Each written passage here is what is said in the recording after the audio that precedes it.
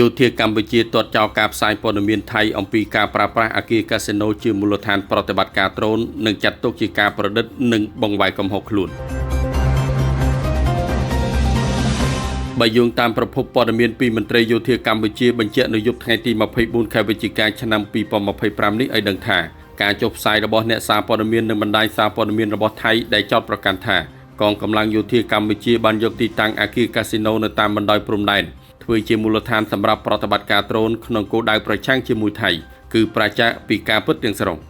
ការចេញមកបញ្ជាក់របស់មន្ត្រីយោធាកម្ពុជាធ្វើឡើងក្រោយពីអ្នកសារព័ត៌មាននិងបណ្ដាញសារព័ត៌មានថៃនៅថ្ងៃទី24ខែវិច្ឆិកាឆ្នាំ2025នេះបានផ្សព្វផ្សាយព័ត៌មានចោទប្រកាន់លើកម្ពុជាដោយផ្អែកលើប្រភពពីកងទ័ពភូមិភាគទី2ថៃមន្ត្រីយោធាកម្ពុជាខាងលើបានបញ្ជាក់យ៉ាងច្បាស់លាស់ថាការផ្សាយចោទប្រកាន់មកលើកម្ពុជាគឺថៃមានគោលបំណងបង្កឲ្យមានការយល់ច្រឡំនិងដើម្បីបង្វែរកំហុសមកលើកម្ពុជាដោយគ្មានការទទួលខុសត្រូវព្រោះថា